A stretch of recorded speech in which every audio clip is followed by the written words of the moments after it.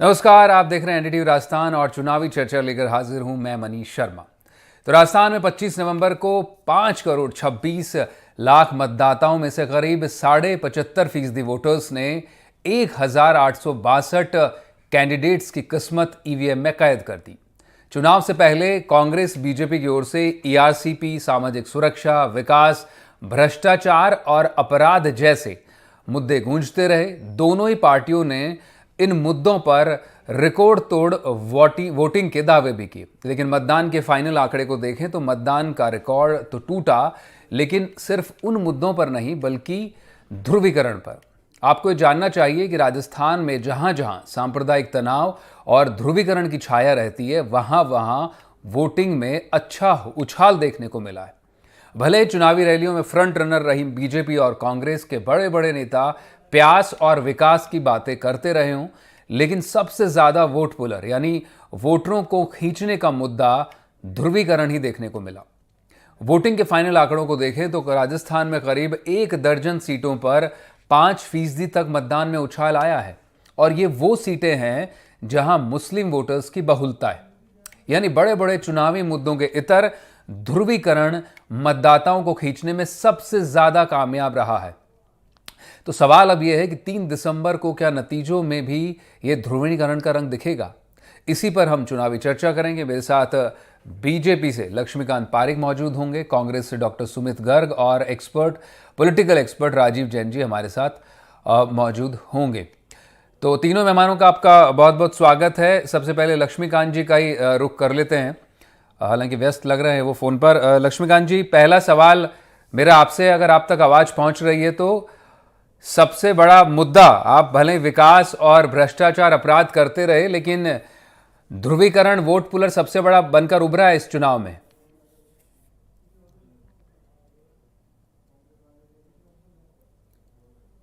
लक्ष्मीकांत जी, आप तक अगर आवाज आ रही तो मेरा सवाल आपसे है।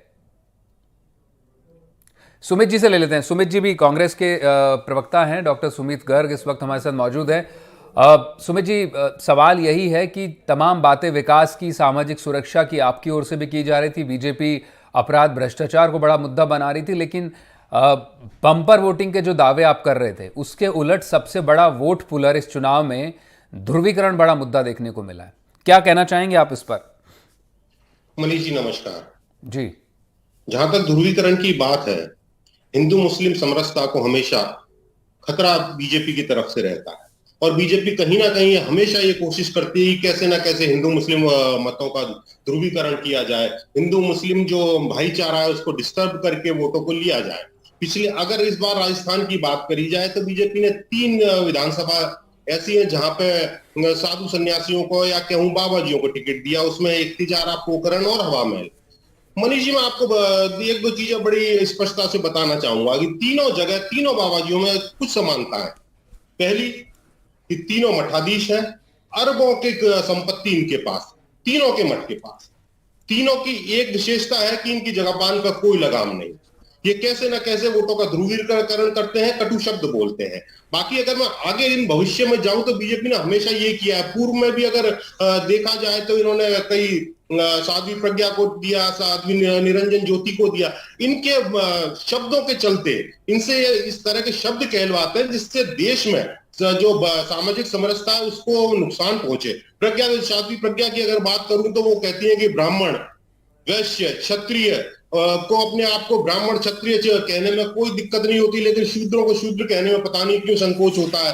वो कहती है 5 बार हनुमान चालीसा पढ़ने से कोरोना दूर हो जाता है। दूसरी निरंजन ज्योति को ये लेके आए, वो बीजेपी वालों को तो राम जादे कहती है, और हम जैसे जो बीजेपी विरोधी हैं उनको जो जादे कहती है। बड़ा असंसदीय शब्द है, मैं इस्तेमाल नहीं करना चाहूंगा प्राइवेट प्लेटफॉर्म पर, पब्लिक प्लेटफॉर्म पे। लेकिन बात कुल मिला के ये है कि बीजेपी जो चाहती है वो नहीं होगा।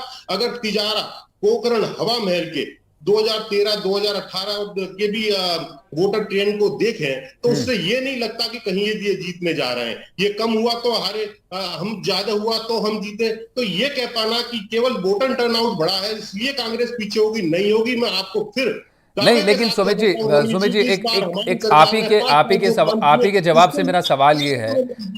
उसके लिए जनता हमें आशीर्वाद देने अधिक जी से जी, अधिक संख्या में बाहर आई आशीर्वाद और आप पूर्ण मुद्दों पर मांग रहे थे, लेकिन उन मुद्दों पर बहुमत। वोटिंग कहीं दिखाई नहीं देती है चुनाव के मतदान के आंकड़ों में। मेरा सवाल आप ही के जवाब से है। आप ये कहते हैं कि बीजेपी जो है साधु संतों को टिकट देती है पोलराइज कराने के लिए, लेकिन असलियत ये भी कि जो मुस्लिम बहुल सीटें हैं वहां पे आप भी बदलकर मुस्लिम चेहरा उतारते हैं। तिजारा का उदाहरण सबके सामने है। आपने बसपा से उम्मीदवार को पलटवा कर आप अपने यहाँ लेकर आए और इमरान खान को आपने बाबा बालकनाथ के सामने उतारा था कि आप मुस्लिम ध्रुवीकरण कर सके। ये भी सच्चाई है देश में। नहीं, इसमें आपकी बात से इत्तेफाक नहीं रखता। जहां तक कांग्रेस पार्टी का सवाल है, अरे आपसे सवाल है तो आप इत्तेफाक नहीं रखेंगे। हम केवल और केवल विनेबिलिटी को ध्यान में रखते हुए पोखरण में आपके मंत्री शाले मोहम्मद हैं, वो उन्हें जहां टिकट तक मिलता है, सुनील जी जाहिर की तौर पर बात आपको भी पता है क्यों टिकट मिलता है उन्हें। जाना चाहते थे, वो जी खुद नहीं चाहते थे कि वो तिजारा से चुनाव लड़े। जी, नहीं, लेकिन बड़ा सवाल जो मैंने आपके सामने उठाया वो ये है कि आप बीजेपी पर कह रहे हैं कि वो हिंदुत्व की बात और जो है भगवा की बात करती है, लेकिन मुस्लिम ध्रुवीकरण का आप भी फायदा उठाना चाहते हैं उन सीटों पर। इसमें कोई बात छिपी नहीं है। आपके कैंडिडेट्स को देखें और उन सीटों को देखें तो इसमें कोई शक शुबा है नहीं। यहाँ पर लौटेंगे आपके पास। राजीव जी का भी रुख कर लेते हैं। राजीव जी, दोनों ही पार्टियों ने, बीजेपी काफ़ी विकास, भ्रष्टाचार और अपराध करती रही, कांग्रेस ने ईआरसीपी का मुद्दा उठाया चुनाव से पहले और सामाजिक सुरक्षा का मुद्दा उठाया। लेकिन वोटिंग टर्नओवर को देखें तो जो वोटिंग परसेंटेज में उछाल की बात की जा रही थी कि रिकॉर्ड तोड़ मतदान होगा और दोनों पार्टियों को जमकर वोट मिलेंगे, उसको अगर नज़र डालें तो जो मोटे तौर पर बाकी जगहों पर बहुत कमोवेश, बहुत ज़्यादा अंतर नहीं रहा सीटों पर, लेकिन जो सीटें मुस्लिम बहुल सीटें हैं जहां ध्रुवीकरण की गुंजाइश ज़्यादा है, करीब करीब 10-12 ऐसी सीटें हैं जहां 2 से 5% तक मतदान बढ़ गया है। देखिए मनीष जी, निश्चित तौर पे अभी जैसे सुमित जी कह रहे थे कि भाजपा ने 3 बाबाओं को उतारा, 3 को नहीं 4 को उतारा। सिरोही से ओटाराम देवासी जी भी देवासी समाज के धर्म गुरु हैं, और कांग्रेस ने भी एक मुस्लिम धर्म गुरु जो साले मोहम्मद है पोखरण से उतरे, वो भी मुस्लिम समुदाय हाँ, के वही एक पूछा धर्म मैंने गुरु सुमित हैं। जी से। जी जी जी, तो मैं ये कह रहा था कि ये निश्चित तौर पे भारतीय जनता पार्टी तो अपने कोर इशू पे एक अडिग रही। उसने एक ध्रुवीकरण की राजनीति की। जैसे जयपुर हवा महल सीट पर जो जिस महंत की ये बात कर रहे हैं, तो वहां एक घटना कुछ 10 चुनाव से पहले हुई थी ये घटना, जी उसमें मुस्लिम समुदाय एकजुट हो गया था। तो उसके काट में भाजपा ने पूरे जयपुर शहर को एक ध्रुवीकरण के रूप में चुनौती के तौर पे लिया और उन्होंने मतदान किया। मतदान प्रतिशत इन सीटों पे बहुत ज्यादा बढ़ा। मुस्लिम बहुल इलाकों में कहते हैं कि 80 से 85% मतदान हुआ, तो उसके काउंटर में जो हिंदू बहुल इलाके हैं उनमें भी एक अफवाह फैली कि इस तरीके का है। तो पूरा एक चुनाव पूरे राजस्थान में ध्रुवीकरण का हुआ, क्योंकि कई जगह इस तरीके के मामले हुए थे। तो भाजपा तो जी अपने कोर इशू पे चलती रही, उसको ध्रुवीकरण करना ही था। लेकिन कांग्रेस उसकी काट के लिए कई चीजें तो लाई, विकास के मुद्दे लाई कि हम उनकी योजनाएं इस तरीके की हैं, उन पे वोट डालें। लेकिन सामाजिक अब ये सुरक्षा। जी नतीजे साबित कर पाएंगे, बता पाएंगे कि किस पक्ष में किस रूप में गया। लेकिन ये निश्चित तौर पे कहा जा सकता है कि जो भाजपा ने दाव खेला साधु संतों का और सांसदों का, उसको निश्चित तौर पे फायदा मिलेगा। भाजपा ने ऐसी सीटों पे साधु संतों को उतारा जहां उसके पिछली बार उम्मीदवार हार गए थे, जो सीटें उसके पास नहीं थी। यदि उनमें से कुछ सीटें भाजपा जीत जाती है तो ये भाजपा गेन ही करेगी, कांग्रेस कहीं ना कहीं लूज करेगी। इसी तरह सांसदों को जो उतारा, जो सांसदों का भी एक वहां उन क्षेत्रों में भी काफी अच्छा मतदान होने की सूचना है, लेकिन उनका भी फायदा भाजपा को भी मिलेगा कुछ सीटों पर, क्योंकि वो सीटें भी भाजपा के पास नहीं थी। सिर्फ एक जयपुर की विद्याधर नगर सीट ही भाजपा के पास थी, जहां दिया कुमारी चुनाव लड़ रही सांसद है। लेकिन अन्य सीटों पर जो 6 सीटें हैं बाकी, उन पे भाजपा नहीं जीत पा रही थी पिछले 2-3 चुनावों से। तो जी भाजपा ने तो एक मूव इस तरीके का चला, उन्होंने अपनी सीटों की छटनी की, ABCD ग्रेड बनाई, उस आधार पे उम्मीदवारों का चयन किया और उस आधार पे ही उम्मीदवार उतारे और गए। पॉलराइजेशन को अपने एक स्ट्रेटेजी भी बनाया। जी लौटेंगे आपके पास राजीव जी। बीजेपी के प्रवक्ता भी हमारे साथ लक्ष्मीकांत जी पारेख भी इस वक्त जुड़ चुके हैं। लक्ष्मीकांत जी, पहला सवाल हालांकि मेरा आप ही से था। सवाल यही है कि तमाम विकास के मुद्दों पर आप चुनाव लड़ते हैं, हर जगह पर आप जाते हैं, डबल इंजन सरकार की बात आप करते हैं, भ्रष्टाचार का मुद्दा आपने उठाया, राजस्थान में अपराध का मुद्दा आपने उठाया, लेकिन जो वोट पुलर है, असली जो वोट खींचने वाली जो चीज़ है, वो आपका कोर एजेंडा ही रहा, ध्रुवीकरण का एजेंडा। करीब 10-12 मुस्लिम बहुल सीटें थी, आपकी सभाएं देख लीजिए, रोड शोज देख लीजिए बड़े नेताओं का, उन पर खासा जोर आपने दिया और वो वोटर टर्नआउट में भी देखने को मिला है। 10-12 करीब ऐसी सीटें हैं जहां मुस्लिमों का बड़ा प्रभाव है राजस्थान में। किशनपोल हवा महल से लेकर तिजारा पोखरण जैसी सीटें, तारानगर मांडल जैसी सीटें, मालपुरा जैसी सीटें, वहां पर आपकी स्ट्रैटेजी वही रही आखिरकार कि कितना पॉलराइजेशन किया जा सकता है। और वही चुनाव के जो मतदान के जो आए हैं फाइनल आंकड़े, उसमें भी रिफ्लेक्ट हो रहा है। करीब 2 से 5-6% तक ज़्यादा मतदान हुआ इन सीटों पर। तो बीजेपी अपने हिंदुत्व के एजेंडे पर टिकी रही। मतलब देखिए, भारतीय जनता पार्टी के लिए हिंदुत्व या सनातन को चुनावी एजेंडा नहीं है। ये हमारा हमारे स्वाभिमान का प्रश्न है और हम हमेशा इसके साथ खड़े रहे। जहां तक आपने ध्रुवीकरण की बात की, ध्रुवीकरण तुष्टिकरण राजनीति जिस प्रकार से पिछले 5 वर्षों में कांग्रेस ने की, उसके खिलाफ बिल्कुल हम खड़े थे और तुष्टिकरण राजनीति के हम सभी खिलाफ रहे। यदि आप रामगंज की घटना की बात करें तो 2 मोटरसाइकिल की भिड़ंत के बाद 50 लाख रुपए का मुआवजा दिया जाता है। वहीं रामगंज से कुछ दूरी पर स्थित पुरानी बस्ती के एक वाल्मीकि समाज के दलित व्यक्ति की हत्या कर दी, मुस्लिम समाज द्वारा कर दी जाती है, वहां पर 5 लाख का मुआवजा दिया जाता है। वह भी तब जब पूर्व विधायक मोहनलाल गुप्ता स्वयं धरने पर बैठते, तब कलेक्टर द्वारा 5 लाख, मात्र 5 लाख की घोषणा की जाती है। तो 50 लाख और 5 लाख रुपए धर्म के आधार पर बांटे जाते हैं और तुष्टिकरण राजनीति की जाती है। तो तुष्टिकरण इस चुनाव का बड़ा मुद्दा निश्चित रूप से था। तुष्टिकरण के साथ हमने जिन मुद्दों पर चुनाव लड़ रहे थे, वे मुद्दे हमारे निश्चित रूप से हमारे मुद्दे थे। महिला सशक्तिकरण को लेकर हमारा मुद्दा था। महिलाओं पर जिस प्रकार राजस्थान में अत्याचार बढ़े और राजस्थान महिला अत्याचार में नंबर 1 पर आकर खड़ा हो गया। जिस प्रकार से राजस्थान पेपर लीक की घटना हुई और पेपर लीक के माध्यम से युवाओं के साथ जो अत्याचार हुआ और युवाओं को जिस प्रकार से आघात पहुंचा और युवाओं को जिस प्रकार से नौकरियां नहीं मिली, रोजगार विहीन कर दिया राजस्थान के युवकों को, उसके खिलाफ हमारा चुनाव था। नहीं, ये तो था लक्ष्मीकांत जी, ये चुनावी मुद्दे तो थे आपके, पेपर लीक, भ्रष्टाचार, युवाओं के साथ खिलवाड़, ये मुद्दे थे। लेकिन ये जिन सीटों पर आप मुद्दे उठा रहे थे उसमें खासा उछाल मतदान में देखने को नहीं मिला। मतदान में उछाल वहीं देखने को मिलता है जब प्रधानमंत्री रोड शो करते हैं, जहां पर कुछ नहीं बोलते हैं। हवा महल किशनपोल में वो मौन रहकर जो उन्होंने रोड शो किया, वो सारा संदेश दे गए आपके वोटर्स जो भी हैं कि किस मुद्दे पर आप चुनाव लड़ रहे हैं। कन्हैया लाल का मुद्दा आपने उठा दिया, 50 लाख की बात आप जो कर रहे हैं, तमाम आपके चुनावी रैलियों में छाए रहे मुद्दे।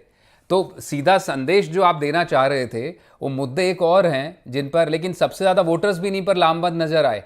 तो वो सही है कि जो आपकी स्ट्रैटेजी रहती है हिंदुत्व वाली, वही, उसमें कोई गुरेज भी नहीं होना चाहिए आपको स्वीकारने में कि आप उस पर चुनाव लड़े। आप बने रहेगा। अब फिर से आपसे जवाब लेंगे इस अगले कुछ सवालों पर भी। जो मुस्लिम बहुल सीटें थी वहाँ खासतौर पर ध्रुवीकरण राजस्थान में देखने को मिला और वोट पुलर सीटें भी एक तरह से कहें तो ये रहीं चुनावी आंकड़े में, जहां पर 2 से 5% तक का पिछली बार के मुकाबले उछाल देखने को मिला। कांग्रेस बीजेपी के प्रवक्ता हमारे साथ मौजूद हैं और पॉलिटिकल एक्सपर्ट राजीव जैन भी हमारे साथ जुड़े हुए। फिर से एक बार मेहमानों का रुख कर लेते हैं। राजीव जी, ब्रेक से पहले दोनों से ही बात कर रहे थे, सुमित जी ने भी अपना जवाब दिया, लक्ष्मीकांत जी ने भी। आपसे बड़ा सवाल मेरा ये है राजीव जी, बात जब मुद्दों की आती है राजनीति में और चेहरों की आती, तो ये बड़े चीज़ें रहती हैं भारतीय राजनीति में, चेहरों पर खासा जोर रहता है। राजस्थान में देखें तो खुद अशोक गहलोत से लेकर वसुंधरा राजे, सचिन पायलट, सतीश पूनिया बड़े चेहरे हैं। हनुमान बेनीवाल थर्ड फ्रंट का खुद का बड़ा चेहरा मान रहे, लेकिन इनकी सीटों पर तो मतदान कम हुआ है पिछली बार के मुकाबले।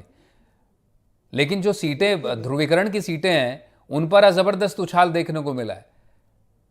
तो सीधा संकेत है, माना जाए कि तमाम मुद्दे और चेहरे गौण हैं, सबसे बड़ा मुद्दा तो ध्रुवीकरण ही रहा इस चुनाव में। बिल्कुल, ध्रुवीकरण पूरा सबसे बड़ा मुद्दा रहा उस कारण। और दूसरा एक जो जिन सीटों पे मतदान ज्यादा हुआ उसका मैं एक दूसरा कारण ये भी मानता हूँ कि जातीय समीकरण इस तरीके के थे उम्मीदवारों के कि उन्होंने अपनी जातियों को लामबंद किया, विरोधी जातियां भी दूसरे पक्ष में लामबंद हुई, तो उनका जो वोटिंग परसेंटेज था, वोटिंग पैटर्न पे ही अपन बात कर रहे हैं, तो उस हिसाब से कई सीटों पर उन पे ज्यादा भी उछाल देखने को मिला मतदान का। लेकिन निश्चित तौर पर जो बड़े चेहरे हैं जिनका आपने जिक्र भी किया, उनकी सीटों पर कम वोट डलना, ये भी एक जाहिर करता है कि ये एक मतदाता के मानस में रहता है कि ये इन नेताओं के लिए आसान सीट है। तो उनके जो समर्थक वर्ग या जिनको मतदान करना है या जो दूसरे जो कम हुआ उसके अन्य कारण भी हो सकते हैं, तो वो उस कारण नहीं गए होंगे क्योंकि वो नेताओं के लिए आसान सीट भी मानी जाती है। और दूसरी तरफ देखा जाए ध्रुवीकरण वाली चीज, जो ध्रुवीकरण का निश्चित तौर पे एक सीट पे कहीं ज्यादा वो ध्रुवीकरण के कारण मतदान हुआ, लेकिन उसकी अड़ोस पड़ोस की सीटों पे भी मतदान पर फर्क पड़ा, उनमें भी कहीं ना कहीं उछाल देखते। जैसे जयपुर शहर की हम बात करें, जहाँ प्रधानमंत्री का रोड शो हुआ, उस कारण भी मतदान का प्रतिशत बहुत हाई गया। यहाँ शहर की सीटों पर। जी। लेकिन कई चीजों पे ध्रुवीकरण जो भाजपा का कोर इशू है, उसने अपना शुरू से एक एजेंडा बना के चली। उसने कहीं एक भी मुस्लिम उम्मीदवार खड़ा नहीं किया, मुस्लिम को टिकट नहीं दिया। बिल्कुल। इसको लेकर कांग्रेस भी आरोप लगाती रही, लेकिन वो उनका एक भाजपा का अपना कोर एजेंडा, जैसा अपन पूर्व में चर्चा कर चुके, वो रहा है, तो वो उसी लाइन पे चलते रहे। दूसरी और तरफ उसे कांग्रेस छोड़ना उसकी नहीं चाहते काट नहीं कर पाई। जी। भाजपा तुष्टीकरण का तो आरोप लगाती रही कांग्रेस पर। कांग्रेस कहीं ये खुल के नहीं कह पाई कि हम कहीं भेदभाव नहीं करते, हम समान दिखते हैं। उनका एक रोल ऐसा रहा कि नहीं, वो कहीं ना नहीं, कहीं कांग्रेस ने तो उल्टे तिजारा में खुद अपना उस चीज का इंडिकेट कर दिया। जब बालकनाथ को टिकट फील्ड किया तो उधर से संदीप जो दायमा थे उनका टिकट हटाकर वहां से पार्टी ने इमरान खान को उतार दिया। सीधा संकेत उनका भी था कि वो भी पोलराइजेशन करना चाहती है। बिल्कुल वो, जबकि इमरान खान को सवेरे तो टिकट मिला था बसपा से जी, और दोपहर बाद वो उनका टिकट हो गया कांग्रेस से। वो वही। तो अब ये बड़ी वॉक द टॉक तो कांग्रेस भी नहीं करती इस मुद्दे पर। आरोप भले बीजेपी पर जरूर लगा सकते हैं कांग्रेस की ध्रुवीकरण उनका एजेंडा है, साधु संतों को वो उतारते हैं, लेकिन उसकी काट में कांग्रेस भी मुस्लिम ध्रुवीकरण करती है, इसमें कोई दो राय नहीं है। सुमित जी, आप ही से जवाब लेंगे। सामाजिक सुरक्षा गारंटी तो आप देते रहे, लेकिन आपको पता है कि ध्रुवीकरण सबसे बड़ा एजेंडा रहता है, उसको आप भी उसको पूरा भुनाना चाहते हैं इस चुनाव में, और आपने भुनाया उन सीटों पर जिन सीटों का हम जिक्र कर रहे हैं, चाहे हवा महल किशनपोल से लेकर पोखरण तिजारा सीटें हो या फिर बाकी सीटें हो जिन पर आपने मुस्लिम प्रत्याशियों को टिकट दिया। मनीष जी, पहले तो मैं जो तिजारा को लेके बात हो रही है उसको स्पष्ट कर दूं कि तिजारा में पिछली बार भी हमारे कैंडिडेट दुरू मियां थे, ठीक है। संदीप जी जीते, वो बसपा से जीत के आए थे, बाद में कांग्रेस में शामिल हुए, ये एक अलग बात थी। अब दूसरी बात आपने करी कि हमने किया, मैं एक बात पूछना चाहता हूँ, मुसलमानों को टिकट देना क्या गलत है? क्या इस देश में अल्पसंख्यक समुदाय को चुनाव लड़ने का अधिकार नहीं? क्या मुसलमानों का ये संवैधानिक अधिकार नहीं कि वो चुनाव लड़ सके? मैं ये बीजेपी से जानना चाहता हूं। नहीं, लेकिन मुस्लिमों को आप मुस्लिमों को मुस्लिम बहुल सीटों पर टिकट देना जो संविधान ये अपने आप में सीधा तौर पर आप मुस्लिम ध्रुवीकरण के संकेत है कि नहीं है सुमित जी? मुस्लिमों को आप मुस्लिम ध्रुवीकरण वाली सीटों पर ही टिकट देते हैं? नहीं, ऐसा कुछ नहीं है। विनेबिलिटी हमारा केवल एक उद्देश्य है, विनेबिलिटी को, जहां विनेबिलिटी होगी, अच्छा कैंडिडेट होगा, हम उसको नहीं, आपको लगा कि संदीप नहीं जीत सकते हैं, पोलराइजेशन होगा तिजारा में, इसलिए आपने इमरान खान को टिकट दिया, पोखरण से आप साले मोहम्मद को उसमें उतारते हैं। जी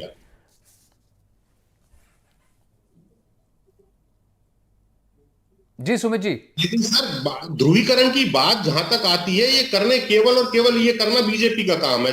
वही सियासी आरोप आप लगा दीजिए, आप जवाब नहीं देंगे, ठीक है। अब आप आरोप लक्ष्मीकांत जी पर है, लक्ष्मीकांत जी से जवाब ले लेते हैं। लक्ष्मीकांत जी, बार बार आप पर आरोप यही लगता है कि आप सबसे बड़ा प्लैंक जो है ध्रुवीकरण को लेकर चलते हैं। आप बात भले विकास करते रहें, लेकिन साथ साथ आपके जो है ध्रुवीकरण चलता है। आप पर कांग्रेस का आरोप है कि आप साधु संतों को जो टिकट देते हैं, जिनका राजनीति से दूर दूर तक सरोकार नहीं होता, उनको आप बाबा बालकनाथ थे, पहले सांसद में चुनाव में लड़ा उन्होंने अलवर से, और फिर वो जीत कर आए, आपने विधायक का तो चुनाव उनको तिजारा से लड़वाया। क्यों लड़वाया ये सबको मालूम है। बाल मुकुंदाचार्य को किशन हवा महल से टिकट देना क्यों आपने टिकट दिया, सबको मालूम है। तो इस पर किसी से छिपा हुआ नहीं है। आपको भी पता है कि मतदाता धर्म जाति के मुद्दे पर सबसे ज्यादा लामबंद होता है, और उसको आप भुनाना चाहते हैं हर चुनाव में। नहीं, मैं कांग्रेस से ब्लॉक तो नहीं सुन पाया। तकनीकी कारण क्या है मुझे पता नहीं, यहाँ पे तकनीकी कारण क्या है, क्या उन्होंने कहा। वो आरोप लगा रहे हैं आप पर कि ध्रुवीकरण का सबसे ज्यादा ध्रुवीकरण का मुद्दा आपका मुद्दा रहता है, और आप इसको भुनाना चाहते हैं चुनाव में। जी, भारतीय जनता पार्टी 36 कौम की राजनीति करती है, 36 कौम को साथ लेने की बात करती है। भारतीय जनता पार्टी 36 कौम विकास की बात करती है। भारतीय जनता पार्टी के लिए हर हिंदुस्तान का वह नागरिक जो राष्ट्रवादी है, राष्ट्रवादी विचारधारा पूजनीय है। अब चाहे धर्मगुरु की आप जिस प्रकार की बात करते हैं, बालनाथ जी लंबे समय सांसद है, माननीय बाल मुकुंदाचार्य जी महाराज लंबे समय से भाजपा से जुड़े रहे, बचपन से भाजपा जुड़े रहे।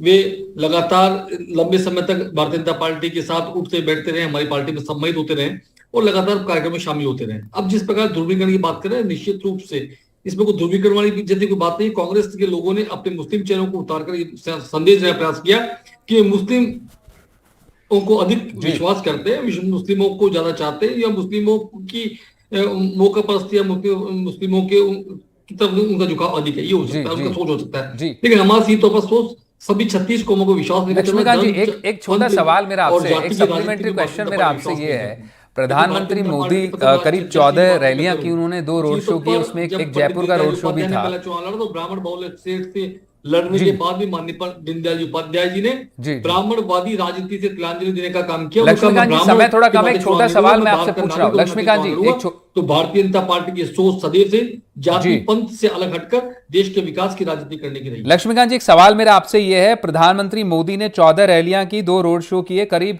राजस्थान में बताया जा रहा है कि आधे राजस्थान को उन्होंने कवर कर दिया अपनी चुनावी रैलियों और रोड शो से, लेकिन मतदान हवा महल किशनपोल सीट जैसी सीटों पर ही ज्यादा बढ़ता है। योगी आदित्यनाथ तिजारा जाते तो वहां सबसे ज्यादा मतदान प्रतिशत देखने को मिलता है। ये महज संयोग है कि क्या है? देखिए, सब पहले बता दूं, जिस प्रकार से हवा महल का यदि मतदान बढ़ता है तो निश्चित रूप से कांग्रेस तुष्टिकरण राजनीति उसके पीछे है।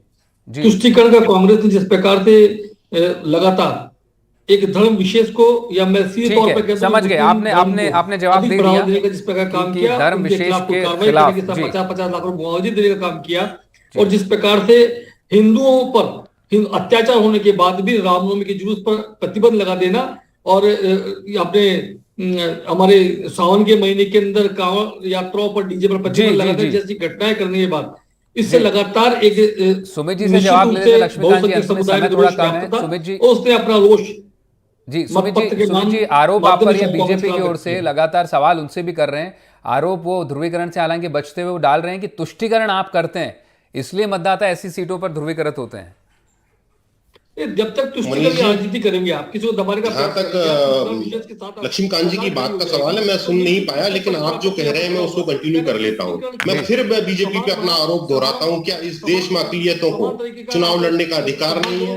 क्या मुसलमानों को एक भी टिकट बीजेपी का पाने का अधिकार नहीं है? बीजेपी जो राष्ट्रीय दल का होने का दावा करती है, क्या देश की अकलियतों को एक टिकट नहीं दे सकती? ये केवल इसलिए नहीं देते कि ये वोटों का ध्रुवीकरण चाहते हैं, सांप्रदायिक उन्माद चाहते हैं, और ये चाहते हैं कैसे ना कैसे हिंदू मुस्लिम वोटों का बंटवारा हो जाए और हम वोटों का ध्रुवीकरण कर सत्ता में आ जाए। जिस तरह से देश के प्रधानमंत्री आज, चाहे वो राजस्थान हो, उससे पहले छत्तीसगढ़ हो, उससे मध्य प्रदेश हो, चाहे आज अब तेलंगाना हो, वहां पे जिस तरह की भाषा का इस्तेमाल कर रहे हैं, ये कहीं से भी देश के प्रधानमंत्री को शोभा नहीं देती। मैं देश के प्रधानमंत्री से आपके माध्यम से अपील करना चाहता हूं कि उन्होंने देश के संविधान की शपथ ली है, उस संविधान का ध्यान रखें, उस संविधान की मूल जी भावना का ध्यान रखें। इस तरह से उनके द्वारा जो शब्द कहे जा रहे हैं वो ठीक है। कहीं से भी संविधान युक्त नहीं है और कहीं से भी कानून युक्त नहीं है। वो कृपया करके अपनी भाषा को संयमित रखें। चुनाव होते रहेंगे, पार्टियां लड़ती रहेंगी, नहीं, हार जीत भाषा तो होती रहेगी, भाषा लेकिन इस कांग्रेस देश के का नेताओं एक की रहना भी बहुत चुनाव जरूरी में है। देखी और गई, प्रधानमंत्री की भाषा कहीं ना कहीं देश को चुनाव तोड़ने का काम पनौती है। चुनौती तक आ गया। जी जी, बहुत शुक्रिया आप सुमित जी आपका, लक्ष्मीकांत जी आपका, और राजीव जैन जी आपका बहुत बहुत शुक्रिया इस चुनावी चर्चा में शामिल होने के लिए।